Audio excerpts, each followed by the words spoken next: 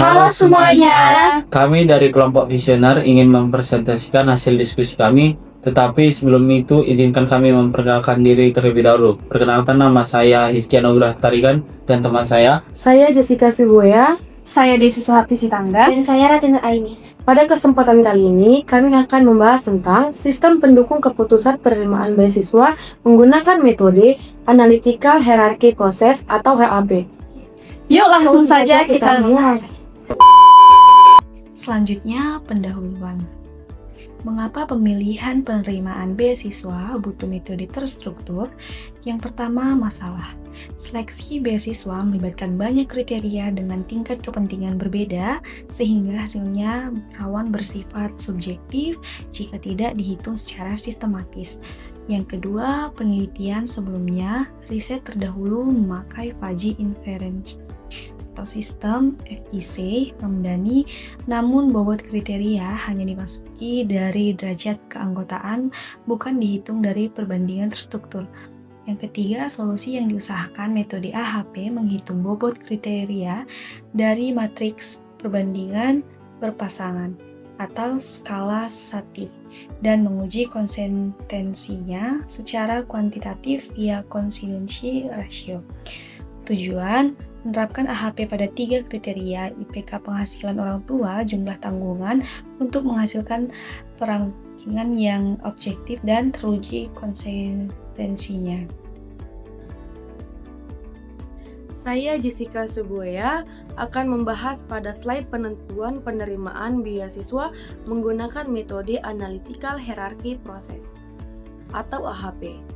Dengan 3 kriteria utama yaitu IPK, penghasilan orang tua, dan jumlah tanggungan. IPK merupakan kriteria benefit, sehingga semakin tinggi nilainya, semakin baik. Penghasilan orang tua merupakan kriteria cost, karena semakin rendah penghasilannya, maka semakin tinggi tingkat kebutuhan mahasiswa. Sedangkan jumlah tanggungan juga menjadi pertimbangan, karena semakin banyak tanggungan, semakin besar kebutuhan ekonomi keluarga. Selanjutnya, penilaian yang dilakukan menggunakan skala Satie dengan nilai 1-9 untuk menentukan tingkat kepentingan antar kriteria. Berdasarkan hasil diskusi dengan pihak pengelola, urutan prioritas kriteria adalah penghasilan orang tua, kemudian jumlah tanggungan, dan terakhir itu ada IPK. Slide berikut ini menampilkan data sampel yang digunakan dalam proses perhitungan AHP. Terdapat 4 alternatif mahasiswa, yaitu Andi Pranata, Bunga Lestari, Citra Dewi, dan Doni Saragi. Masing-masing dinilai berdasarkan 3 kriteria, yaitu IPK, penghasilan orang tua per bulan, dan jumlah tanggungan keluarga. Data inilah yang nantinya akan diolah melalui tahap metode AHP, mulai dari perbandingan berpasangan, perhitungan bobot, hingga menghasilkan peringkat mahasiswa yang paling layak menerima beasiswa. Baik, terima kasih Jessica atas penjelasannya. Setelah sebelumnya dijelaskan mengenai data sampel mahasiswa yang akan dinilai, selanjutnya saya akan menjelaskan hasil perhitungan menggunakan metode Analytical Hierarchy Process atau AHP, dimulai dari perhitungan bobot kriteria hingga bobot setiap alternatif. Pada slide ini, ditampilkan hasil perhitungan bobot kriteria menggunakan metode AHP. Langkah pertama yang dilakukan adalah membandingkan setiap kriteria secara berpasangan menggunakan skala Satie. Perbandingan ini bertujuan untuk mengetahui tingkat kepentingan masing-masing kriteria dalam proses penentuan penerima beasiswa. Pada tabel ini, dapat dilihat bahwa penghasilan orang tua dibandingkan dengan jumlah tanggungan dan IPK. Kemudian, jumlah tanggungan juga dibandingkan dengan IPK. Setelah dilakukan proses normalisasi, diperoleh bobot kriteria atau WJ. Hasilnya menunjukkan bahwa penghasilan orang tua memiliki bobot sebesar 0,6334, jumlah tanggungan sebesar 0,2605, dan IPK sebesar 0,1061. Hal ini menunjukkan bahwa penelitian ini, kondisi ekonomi menjadi prioritas utama dalam menentukan penerima beasiswa, kemudian diikuti oleh jumlah tanggungan. Sedangkan IPK tetap menjadi salah satu pertimbangan namun memiliki bobot yang lebih kecil. Setelah bobot diperoleh, dilakukan uji konsistensi untuk memastikan bahwa penilaian yang diberikan sudah konsisten. Pada slide ini, diperoleh nilai EMAK sebesar 3,0387, nilai CRI sebesar 0,0194, nilai RI sebesar 0,58, dan nilai CR sebesar 0,0334. Karena nilai CR kurang dari 0,1, maka hasil perbandingan antar kriteria dinyatakan konsisten, sehingga bobot tersebut dapat digunakan pada tahap perhitungan selanjutnya. Setelah bobot setiap kriteria diperoleh, langkah berikutnya adalah menghitung bobot masing-masing alternatif berdasarkan ketiga kriteria tersebut. Pada tabel ini, dapat dilihat bobot setiap mahasiswa untuk masing-masing kriteria. Untuk Andi Pranata, bobot IPK sebesar 0,2433, penghasilan sebesar 0,2905, dan jumlah tanggungan sebesar 0,2500.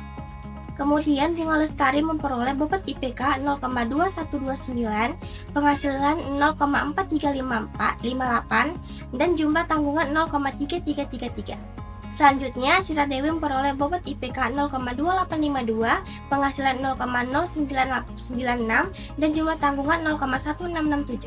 Sedangkan Doni Saragi memperoleh bobot IPK 0,2586, penghasilan 0,1743, dan jumlah tanggungan 0,2500. Perlu diperhatikan bahwa kriteria penghasilan orang tua menggunakan konsep cost, sehingga semakin rendah penghasilan orang tua, maka bobot yang diperoleh akan semakin besar. Oleh karena itu, Bunga Lestari memperoleh bobot tertinggi pada kriteria penghasilan karena memiliki penghasilan orang tua yang paling rendah. Sementara itu, untuk kriteria IPK dan jumlah tanggungan yang bersifat benefit, semakin tinggi nilainya, maka bobot yang diperoleh juga semakin besar. Seluruh bobot yang telah diperoleh pada tahap ini nantinya akan digunakan untuk menghitung nilai akhir setiap alternatif. Demikian penjelasan mengenai hasil perhitungan bobot kriteria dan bobot setiap alternatif menggunakan metode AHP. Selanjutnya, bobot-bobot tersebut akan digunakan untuk menghitung nilai akhir dan menentukan urutan penerima beasiswa. Untuk penjelasan hasil perangkitan selanjutnya, saya persilakan Saudara Hizkia Tarigan. Terima kasih. Selanjutnya hasil akhir perankingan. Tahap akhir adalah mengkalikan bobot kriteria dengan bobot alternatif pada setiap kriteria, lalu menjumlahkannya untuk mendapat nilai akhir tiap alternatif. Hasilnya, Bunga Lestari memperoleh nilai akhir tertinggi sebesar 0,38, sehingga direkomendasikan sebagai prioritas utama penerima beasiswa. Disusul oleh Andi Pranata dengan nilai 0,27 dan Doni Saragi dengan nilai 0,20, dan juga Citra Dewi di urutan terakhir dengan nilai 0,13. Menariknya, Bunga Lestari sebenarnya memiliki IPK terendah di antara keempat kandidat. Namun, karena penghasilan orang tuanya paling rendah dan jumlah tanggungan paling banyak yaitu 4 orang, skor akhir menjadi lebih tinggi. Sebaliknya, Citra Dewi yang IPK-nya paling tinggi justru menempati ranking terakhir karena penghasilan orang tuanya paling besar dan tanggungannya paling sedikit. Ini menunjukkan bahwa hasil akhir metode AHP ini konsisten dengan prioritas ditetapkan sejak awal, yang mengutamakan aspek kebutuhan ekonomi dibanding semata-mata prestasi akademik. Selanjutnya yaitu kesimpulan. Yang pertama, AHP mampu menentukan bobot kriteria secara terstruktur melalui matriks perbandingan berpasangan tanpa penentuan langsung oleh pengambil keputusan.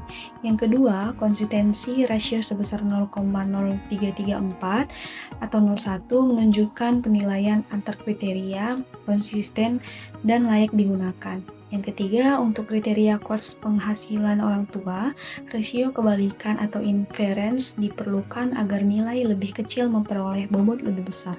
Yang keempat, alternatif dengan penghasilan terendah dan tanggungan terbanyak atau bunga lestari memperoleh nilai akhir tertinggi. Sejalan dengan prinsip kebutuhan ekonomi. Berikut merupakan daftar pustaka yang digunakan. Demikian pemaparan dari kami mengenai sistem pendukung keputusan penerimaan beasiswa menggunakan metode AHP. Semoga materi yang kami sampaikan dapat menambah wawasan dan memberikan gambaran mengenai penerapan metode AHP dalam proses pengambilan keputusan. Terima kasih sudah menyimak video ini, dan sampai jumpa di kesempatan berikutnya.